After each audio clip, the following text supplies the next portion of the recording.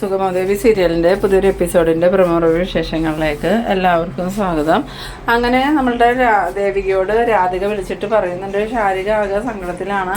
അതുമാത്രമല്ല റൂം അടച്ച് ഒരേ ഇരിപ്പ ഭക്ഷണം കഴിക്കാൻ വിളിച്ചിട്ടൊന്നും വരുന്നില്ല, അവളിനി കോളേജിലൊന്നും പോകുന്നില്ല എന്നാണ് പറയണത്. ആ സമയത്ത് ദേവികയ്ക്കാണെങ്കിൽ അത് കേട്ടിട്ട് ആകെ വിഷമാവുന്നുണ്ട്. ഇവിടെ നന്ദുവിൻ്റെ അവസ്ഥയാണെങ്കിൽ അതിലും മോശമാണ്.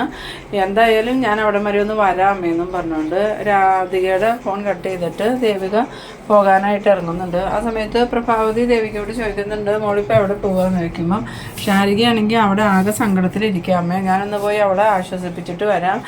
അത് ശരിയാ മോളെ, ശാരികയ്ക്ക് ഭയങ്കര സങ്കടം ഇട്ടുണ്ടാവും, മോൾ ഏതായാലും പോയി അവിടെ ഒന്ന് സമാധാനിപ്പിച്ചിട്ട് വാന്നും പറഞ്ഞ് പ്രഭാവതി പറഞ്ഞയക്കുന്നുണ്ട്. ഈ സമയത്ത് മുരളിയെയും വിളിച്ചുകൊണ്ട് ദേവിക പോയി കഴിഞ്ഞതും നമ്മളുടെ രജനിയാണെങ്കിൽ പ്രഭാവതിയോട് ചോദിക്കുന്നുണ്ട് അമ്മ ഇപ്പം എന്തിനാ അവള് നന്ദനെ ഒറ്റയ്ക്കാക്കിയിട്ട് പോയത്, അവൾക്ക് നന്ദനോട് എന്തെങ്കിലും സ്നേഹം ഉണ്ടെങ്കിൽ അവളിപ്പോൾ ഈ അവസ്ഥയിൽ നന്ദനെ ഇവിടെ ആക്കിയിട്ട് പോവില്ലായിരുന്നല്ലോ, അവളുടെ അനുജത്തിയുടെ വിഷമം കുറച്ച് കഴിയുമ്പോൾ മാറിക്കോളൂല്ലേ എന്ന് ചോദിക്കുമ്പം പ്രഭാവതി പറയുന്നുണ്ട് നിനക്ക് എന്താ രജനി പ്രശ്നം, നീ എപ്പോഴും ഇങ്ങനെ എന്തിനാ ദേവികയെ കുറ്റപ്പെടുത്തിക്കൊണ്ടിരിക്കുന്നത്, അവൾ എന്ത് കുറ്റം നിന്നോട് ചെയ്തിട്ടാന്ന് ചോദിക്കുമ്പം MLA ആയതോടുകൂടി അവളുടെ അഹങ്കാരം ഒന്ന് കൂടിയിട്ടുണ്ട്, അതുകൊണ്ടാണ് എനിക്ക് അവളോട് താല്പര്യമില്ലാത്ത, അല്ലെങ്കിൽ പിന്നെ അവളുടെ അനുജത്തിക്ക് സങ്കടമാണെന്നും പറഞ്ഞുകൊണ്ട് അവളിപ്പോൾ ഈ സമയത്ത് ഇവിടുന്ന് പോകേണ്ട കാര്യമില്ലല്ലോ, നന്ദനെ ഈ അവസ്ഥയിൽ ഒറ്റയ്ക്കാക്കാൻ പാടില്ലെന്ന് അവൾക്ക് അറിയില്ലേ. ആ സമയത്ത് പ്രഭാവതി പറയുന്നുണ്ട് അതിന് നന്ദൻ ഇവിടെ ഒറ്റയ്ക്കാന്ന് ആരാ പറഞ്ഞത്, ഞാനും നീയൊക്കെ ഇവിടെ ഇല്ലേ, പിന്നെ എന്തിനാ ഇങ്ങനെ കിടന്ന് പറയണേ, എന്തായാലും നീ നിന്റെ പണി നോക്കി രക്ഷിക്കണം പറഞ്ഞുകൊണ്ട് പ്രഭാവതി ആണെങ്കിൽ അകത്തേക്ക് കയറി പോകുന്നുണ്ട്.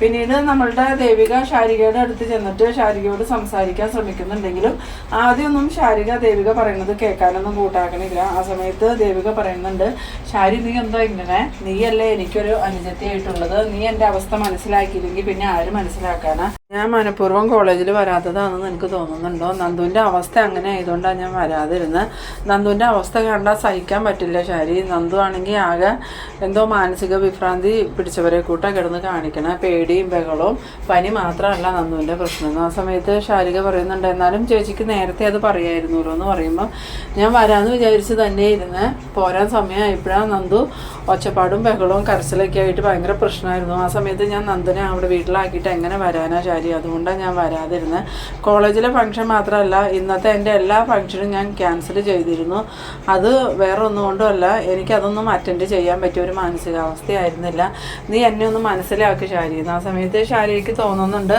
എന്തായാലും ചേച്ചി മനഃപൂർവ്വം ഒന്നും ഇങ്ങനെ ചെയ്യില്ല എന്ന്.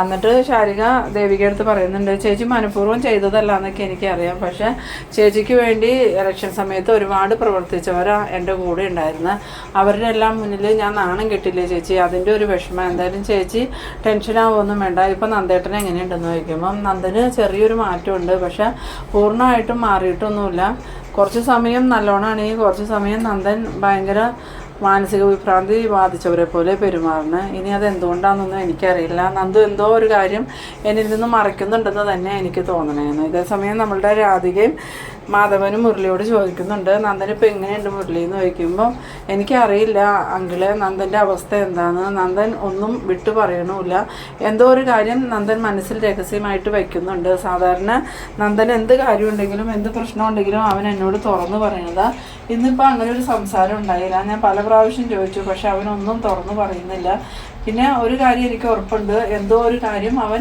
നമ്മളിൽ നിന്നൊക്കെ മറച്ചു പിടിക്കുന്നുണ്ട്, അതൊരു നിസ്സാര കാര്യമാണെന്ന് എനിക്ക് തോന്നണമില്ല, എന്തോ ഗൗരവമുള്ളൊരു കാര്യം തന്നെയാണ് അവൻ എല്ലാവരിൽ നിന്നും മറച്ചു പിടിക്കുന്നത്, ആ മറച്ചു പിടിക്കുന്നതിൻ്റെ വിഷമമാണ് അവനിങ്ങനെ വെപ്രാളവും പ്രയാസമായിട്ട് കാണിക്കുന്നത്, അല്ലാതെ അവനക്ക് പനി കൊണ്ടുള്ള അസുഖങ്ങളൊന്നുമല്ല, എത്രയും പെട്ടെന്ന് അതെന്താണെന്ന് കണ്ടുപിടിക്കണം, എന്നാലേ നന്ദൻ്റെ ഈ ബുദ്ധിമുട്ടും പ്രയാസവും മാറുള്ളൂ.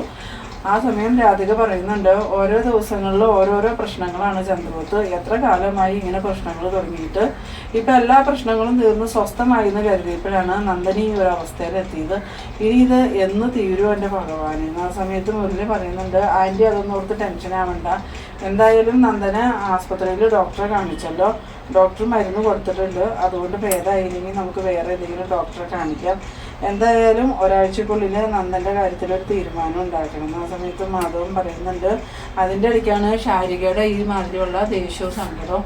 അന്നേരം മുരളി പറയുന്നുണ്ട് ശാരികയെ കുറ്റം പറയാൻ പറ്റില്ല, ദേവിക ചെല്ലുമെന്നും പറഞ്ഞ് ശാരിക കൂട്ടുകാരികളെ എല്ലാം പറഞ്ഞ് സെറ്റാക്കി നിർത്തിയിരുന്നതല്ലേ, ആ സമയത്ത് ദേവിക ചെല്ലാതിരുന്നപ്പം അത് ശാരികയ്ക്ക് ഭയങ്കര ഷോക്കായി കാണും. എന്തായാലും ദേവികയും ശാരികയും സംസാരിച്ച് അവർ തമ്മിലുള്ള പിണക്കമൊക്കെ മാറ്റട്ടെ എന്ന് സമയം നമ്മളുടെ അരുന്ധതി ആണെങ്കിൽ സി പിനെ വിളിച്ചിട്ട് പറയുന്നുണ്ട്, ഋഷി വിളിക്കുമെന്ന് പറഞ്ഞിട്ട് ഇതുവരെ വിളിച്ചില്ലല്ലോ സി പി ഒന്നും കൂടി ഋഷിക്കൊന്ന് വിളിച്ചു നോക്കുന്നത്. ആ സമയത്ത് സി പി പറയുന്നുണ്ട്, മേഡം ഋഷിയുടെ ഫോൺ കംപ്ലൈൻ്റ് ആണെന്നാണ് പറഞ്ഞത്, അതുകൊണ്ട് മേഡം ടെൻഷനൊന്നും ആവണ്ട, എന്തായാലും ഞാൻ ഒന്നും കൂടി ഒന്ന് വിളിച്ചു നോക്കാമെന്ന്. അതേസമയം സി പിക്ക് അറിയാം ഋഷിയെ വിളിച്ചിട്ടുമില്ല, ഋഷി സി പിക്ക് വിളിച്ചിട്ടുമില്ല എന്ന്. എന്നിട്ട് ഋഷിക്ക് എന്ത് സംഭവിച്ചു എന്ന് ത്യാഗരാജന് അറിയായിരിക്കും, അല്ലാണ്ട് ഋഷിക്ക് വേറെ ഒന്നും സംഭവിച്ചു കാണില്ല എന്നും പറഞ്ഞുകൊണ്ട് നമ്മളുടെ സി പി ആണെങ്കിൽ ത്യാഗരാജനെ കാണാൻ ചെല്ലുന്നുണ്ട്. എന്നിട്ട് ത്യാഗരാജൻ സി പിനെ കണ്ടതും എന്താ സി പി എന്ന് ചോദിക്കുമ്പോൾ സത്യം പറയണം ഋഷി ഇപ്പോൾ എവിടെയാണ് ഉള്ളതെന്ന് ചോദിക്കണം. ആ സമയത്ത് ത്യാഗരാജൻ പറയുന്നുണ്ട്, ഋഷി എവിടെ ഉള്ളതെന്ന് എന്നോട് ചോദിച്ചാൽ ഞാൻ എങ്ങനെ അറിയാനാ, ഋഷി എൻ്റെ വീട്ടിലല്ലല്ലോ, അത് അരുന്ധതി മേഡത്തിൻ്റെ വീട്ടിലല്ലേ, മേഡത്തോട് ചോദിക്കുമെന്ന് പറയുമ്പം സി പി പറയുന്നുണ്ട്, ഋഷി വീട്ടിൽ നിന്ന് പോയിട്ട് കുറച്ച് ദിവസങ്ങളായി, ഇതുവരെ ഋഷിയെക്കുറിച്ച് ഒരു വിവരവും ഇല്ല. ത്യാഗരാജനും ഋഷിയും തമ്മിൽ എന്തൊക്കെയോ ഇടപാടുകളുണ്ടെന്ന് എനിക്കറിയാം, മേഡത്തിന് അതറിയില്ല. ഇനിയിപ്പോൾ ഋഷിയെ കാണാതായതിൻ്റെ പിന്നിൽ ത്യാഗരാജൻ്റെ എന്തെങ്കിലും കൈയുണ്ടെന്ന് മേഡം അറിഞ്ഞിട്ടുണ്ടെങ്കിൽ പിന്നെ ത്യാഗരാജ നീ നോക്കിക്കോ, നീ ജീവനോടെ ഉണ്ടാവില്ല എന്ന്. ആ സമയത്ത് ത്യാഗരാജൻ പറയുന്നുണ്ട്, ഇതിപ്പോൾ വലിയ പാടായല്ലോ, ആർക്ക് എന്ത് സംഭവിച്ചാലും അതിൻ്റെയൊക്കെ ഉത്തരവാദി ഞാനാവണേ, എങ്ങനെയാണ് ഋഷി എവിടെ പോയെന്നൊന്നും എനിക്ക് അറിയ പോലുമില്ല, ഋഷിനെ കണ്ടിട്ട് എന്നെ ദിവസങ്ങളായി, സി പി വേറെ എവിടെയെങ്കിലും പോയി അന്വേഷിക്കുക, അല്ലാതെ എന്നെ സംശയിക്കാതെ എന്ന്. ആ സമയത്ത് സി പി പറയുന്നുണ്ട്, ഞാൻ ഒരിക്കൽ കൂടി ചോദിക്കുക, ഋഷിയെക്കുറിച്ച് ത്യാഗരാജന് എന്തെങ്കിലും അറിവുണ്ടോ എന്ന് ചോദിക്കുമ്പം ത്യാഗരാജൻ പറയുന്നുണ്ട്, ഭഗവാനെ ഓർത്ത് എന്നെ സംശയിക്കില്ല സി പി, എനിക്ക് ഋഷിയുടെ മിസ്സിങ്ങുമായിട്ട് യാതൊരു ബന്ധവുമില്ല എന്ന്. പിന്നീട് കാണിക്കുന്നത് നമ്മളുടെ നന്ദനാണെങ്കിൽ ഇങ്ങനെ റൂമിൽ ഒറ്റയ്ക്ക് ഇരിക്കുന്ന സമയത്ത് ഋഷി വന്ന് വിളിക്കണ പോലെ കേൾക്കുന്നുണ്ട്, എടാ നന്ദാന്നും പറഞ്ഞ്. ആ സമയം നന്ദൻ വേഗം ഇങ്ങനെ വെട്ടി തിരിയണ സമയത്ത് ഋഷി അവിടെ നിൽക്കുന്നത് പോലെ തോന്നുന്നുണ്ട് കേട്ടോ. അന്നേരം നന്ദനാണെങ്കിൽ ആകെ പേടിയായിട്ട് ഋഷിയോട് പറയുന്നുണ്ട്, ഋഷി എന്നെ ഒന്നും ചെയ്യില്ലേ, ഋഷി എന്നെ ഒന്നും ചെയ്യില്ലേ എന്ന് പറയുമ്പം, എന്തിനാടാ നീ എന്നെ കൊന്നത്, നിൻ്റെ അമ്മയും ഭാര്യയും എല്ലാവരും കൂടി എൻ്റെ ജീവിതം തൊളിച്ചു, എന്നിട്ട് നീ എന്നെ കൊന്നു കളയുകയും ചെയ്തു, അതുകൊണ്ട് തന്നെ നിന്നെ ഞാൻ വെറുതെ വിടാൻ പോകുന്നില്ലടാ, നിന്നെ ഞാൻ കൊല്ലുമെന്നും പറഞ്ഞുകൊണ്ട് ഋഷി അടുത്തേക്ക് വന്നതായിട്ടാണ് ഈ നന്ദൻ കാണുന്നത്. അതേസമയം നമ്മളുടെ രജനി അങ്ങോട്ട് വരുന്നുണ്ട്. രജനി വന്നതും ഈ നന്ദൻ ഇങ്ങനെ കൊല്ലലേ എന്നും പറഞ്ഞ് കരയണതാണ് കാണുന്നത്. നന്ദനക്ക് മാത്രമാണല്ലോ ഋഷി വന്നതായിട്ട് കാണുന്നുള്ളൂ. പക്ഷേ നന്ദൻ്റെ അടുത്തേക്ക് രജനി എന്നിട്ട് എന്താ നന്ദ നിനക്ക് എന്താ പറ്റിയത്, ഞാനാടാ ചേച്ചിയാടാന്നൊക്കെ പറയുമ്പോൾ പോ എന്നെ കൊല്ലാനായിട്ട് വന്നേക്കണല്ലേ, പുറത്ത് പോകുമെന്നും പറഞ്ഞുകൊണ്ട് ഈ നന്ദൻ കിടന്ന് ബഹളം ഉണ്ടാക്കുന്നുണ്ട്. ആ സമയത്ത് രജനിക്കാണെങ്കിൽ ആകെ പേടിയും വിഷമമായിട്ട് രജനി വേഗം താഴേക്ക് വന്നിട്ട് പ്രഭാവതിയോട് പറയുന്നുണ്ട്, നന്ദന അവിടെ കിടന്ന് ഭയങ്കര പ്രശ്നം ഉണ്ടാക്കും അമ്മേ, നന്ദന എന്നാ പറ്റിയെന്ന് ചോദിക്കുമ്പം ഞങ്ങൾക്കും അറിയില്ല മോളെ, 2 ദിവസമായിട്ട് ഇവനിങ്ങനെ തന്നെയാണ്, അതിന് എന്തെങ്കിലും പ്രതിവിധി ഉണ്ടോയെന്ന് അറിയാനാണ് ഞങ്ങൾ നോക്കണേ, അല്ലാതെ മോൾ ഉദ്ദേശിക്കണ പോലെ ദേവികയും നന്ദുവും തമ്മിലുള്ള പ്രശ്നം കൊണ്ടല്ല നന്ദൻ ഇങ്ങനെ കിടന്ന് കാണിക്കണേ. ആ സമയത്ത് രജനി പറയുന്നുണ്ട്, എന്നാലും ഈ അവസ്ഥയിൽ നന്ദനെ ഇട്ടിട്ട് അവളുടെ വീട്ടിലോട്ട് പോയില്ലേ. ആ സമയം പ്രഭാവതി പറയുന്നുണ്ട്, അതിന് ദേവി ഇപ്പം തന്നെ തിരിച്ചു വരും, നീ നിൻ്റെ പണി നോക്ക് രജനി. പിന്നീട് കാണിക്കുന്നത് മുരളിയൊക്കെ സംസാരിച്ച് നിൽക്കുന്നിടത്തേക്ക് ദേവികയും ശാരികയും കൂടി വരുന്നുണ്ട്. ആ സമയത്ത് മുരളി ചോദിക്കുന്നുണ്ട്, രണ്ടുപേരുടെയും പിണക്കമൊക്കെ മാറിയെന്ന് ചോദിക്കുമ്പോൾ ദേവിക പറയുന്നുണ്ട്, അതിന് പിണക്കം എനിക്കല്ലായിരുന്നല്ലോ, ഇവക്കല്ലായിരുന്നോ, അതൊക്കെ ഞാൻ പറഞ്ഞ് റെഡിയാക്കിയിട്ടുണ്ട്. ആ സമയം ശാരിക പറയുന്നുണ്ട്, ചേച്ചി അന്നേരം വരാതിരുന്നപ്പോൾ എനിക്ക് ഭയങ്കര സങ്കടമായി, അതാണ് ഞാൻ ചേച്ചിയോട് ദേഷ്യപ്പെട്ടത്, ഇപ്പം എനിക്ക് ചേച്ചിയോട് ദേഷ്യമൊന്നുമില്ല, എന്തായാലും ചേച്ചി പോയിക്കോന്ന് പറഞ്ഞു. അങ്ങനെ നമ്മളുടെ ദേവികയാണെങ്കിൽ രാധികയോടും മാധവനോടൊക്കെ യാത്ര പറഞ്ഞ് മുരളിക്കൊപ്പം പോകുന്നുണ്ട്. പിന്നീട് കാണിക്കുന്നത് നമ്മളുടെ പ്രഭാവതിയോട് ഈ രജനി പറയുന്നുണ്ട്, അമ്മയല്ലേ പറഞ്ഞ ദേവിക ഇപ്പം തന്നെ വരുമെന്ന്, എന്നിട്ട് അവൾ പോയിട്ട് സമയം എത്രയായി ഇതുവരെ വന്നിട്ടുണ്ടോയെന്ന് നോക്കിയാൽ അവളുടെ അച്ഛൻ്റെ അമ്മയുടെ അനുജത്തിയുടെയും കൂടെ സന്തോഷമായിട്ടിരിക്കുക, നന്ദന ഇവിടെ കിടന്ന് എന്ത് കാണിച്ചാൽ അവൾക്ക് എന്താ കുഴപ്പമെന്ന്. ഇതേ സമയം നമ്മളുടെ നന്ദനാണെങ്കിൽ ആകെ ടെൻഷനിൽ ഇങ്ങനെ നിൽക്കുകയാണ്. അന്നേരമാണ് നമ്മളുടെ കെവിൻ നന്ദൻ്റെ ഫോണിലോട്ട് വിളിക്കണത്.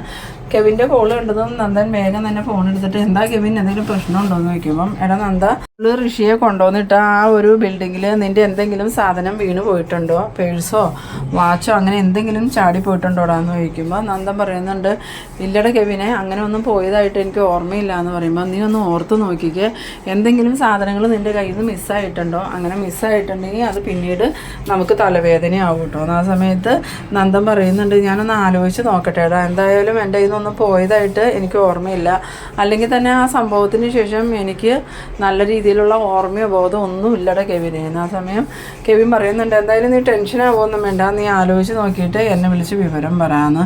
ഇതേ സമയം നമ്മളുടെ ദേവികയും മുരളിയും കൂടി തിരിച്ച് ചന്ദ്രത്തേക്ക് വരികയാണ്. ഇവരുടെ വണ്ടിയുടെ ഒച്ച കേട്ടതും വേഗം തന്നെ പ്രഭാവതി ഈ നന്ദൻ്റെ കാര്യം പറയാനായിട്ട് മുൻവശത്തേക്ക് ഓടി വരുന്നുണ്ട്. കൂടെ രജനിയുണ്ട്. അങ്ങനെ പ്രഭാവതിയെ കണ്ടതും ദേവികയാണെങ്കിൽ നന്ദുവിന് ഇപ്പം എങ്ങനെയുണ്ട് അമ്മയെന്ന് ചോദിക്കുമ്പം മാറ്റമൊന്നുമില്ല മോളെ, ഇപ്പോഴും നന്ദൻ പേടിച്ച് കരയുണ്ടായിരുന്നു പറഞ്ഞു. അത് കേട്ടതും ദേവികയാണെങ്കിൽ നന്ദുവിന് എന്താ പറ്റിയെന്ന് ചോദിച്ച് വേഗം പരിക്കാത്തേക്ക് കയറാൻ പോണ സമയത്ത് രജനിയാണെങ്കിൽ നിക്കടി അവിടെ എന്ന് പറയണം. ആ സമയത്ത് ദേവിക ചോദിക്കുന്നുണ്ട്, എന്താ ചേച്ചി എന്തിനാ ഇപ്പം എന്നോട് നിൽക്കാൻ പറഞ്ഞ എന്താ കാര്യം എന്ന് ചോദിക്കുമ്പം, നീ ഇപ്പം അങ്ങനെ അകത്തേക്ക് കയറണ്ട, നീ നന്ദനെ ഒറ്റയ്ക്കാക്കിയിട്ട് പോയേക്കല്ലായിരുന്നു നിൻ്റെ വീട്ടിലേക്ക്, നന്ദുവിനോട് എന്തെങ്കിലും സ്നേഹം ഉണ്ടായിരുന്നെങ്കിൽ നീ ഇങ്ങനെ പോകുമായിരുന്നു എന്ന് ചോദിക്കണം. ആ സമയത്ത് ദേവിക പറയുന്നുണ്ട്, ചേച്ചി കുറേ ദിവസങ്ങളായി എന്നോട് മോശമായി പെരുമാറുന്നു, ഇന്ന് വരെ ഞാൻ ചേച്ചിയോട് അപമര്യാദയായിട്ട് പെരുമാറിയിട്ടില്ല, അതുകൊണ്ട് തന്നെ ചേച്ചി എന്നോട് ഇനി ഈ രീതിയിൽ സംസാരിച്ചാൽ ഞാൻ സമ്മതിക്കില്ല എന്ന്. ആ സമയം രജനിയാണെങ്കിൽ വേഗം തന്നെ ദേവികയുടെ കയ്യെ കയറി പിടിച്ചിട്ട് ചോദിക്കുന്നുണ്ട്, മോശമായി സംസാരിച്ചാൽ നീ എന്ത് ചെയ്യൂടിയെന്ന്. ആ സമയം ദേവികയ്ക്കാണെങ്കിൽ രജനിയുടെ ഈ പെരുമാറ്റം ഒട്ടും ഇഷ്ടപ്പെടുന്നില്ല. എന്നിട്ട് ദേവിക രജനിയോട് പറയുന്നുണ്ട്, ചേച്ചി ആദ്യം തന്നെ എൻ്റെ കയ്യിൽ നിന്ന് കൈ എടുത്തില്ലെങ്കിൽ നീ എന്ത് ചെയ്യൂടി എന്ന് ചോദിച്ചതും ദേവിക പറയുന്നുണ്ട്, ആവശ്യമില്ലാതെ എന്നെ ഉപദ്രവിക്കാൻ ശ്രമിച്ചിട്ടുണ്ടെങ്കിൽ എൻ്റെ സ്വഭാവം മാറും, ഇത്രയും നാളും കണ്ട സ്വഭാവമായിരിക്കില്ല പിന്നീട് എനിക്ക്, അല്ലെങ്കിൽ തന്നെ ഞാൻ 100 കൂട്ടം ടെൻഷനുമായിട്ടാണ് നടക്കുന്നത്, നന്ദൻ്റെ കാര്യത്തിൽ തന്നെ എനിക്കൊരു സമാധാനമില്ല, അതിൻ്റെ ഇടയ്ക്ക് ചേച്ചിയായിട്ട് വെറുതെ പ്രശ്നങ്ങൾ ഉണ്ടാക്കാൻ നിൽക്കരുത്, മര്യാദയ്ക്ക് ചേച്ചി എൻ്റെ കയ്യിൽ നിന്ന് കൈയെടുക്കുമെന്ന് പറഞ്ഞു. ആ സമയത്ത് നമ്മളുടെ പ്രഭാവതിയാണെങ്കിൽ കൈയെടുക്കും രജനി എന്നും പറഞ്ഞുകൊണ്ട് രജനിയുടെ കർണക്കുറ്റി നോക്കി ഒരു അടി അങ്ങോട്ട് കൊടുക്കുന്നുണ്ട്. അങ്ങനെ രജനി മുഖവും പൊത്തിപ്പിടിച്ചുകൊണ്ട് നിൽക്കുന്ന ആ ഒരു സീനിലാണ് ഈ എപ്പിസോഡ് അവസാനിക്കുന്നത്. അപ്പോൾ നിങ്ങളെൻ്റെ വീഡിയോ ആദ്യമായി കാണുന്നവരാണെങ്കിൽ ചാനലൊന്ന് സബ്സ്ക്രൈബ് ചെയ്യാനും ലൈക്ക് ചെയ്യാനും മറക്കരുത്.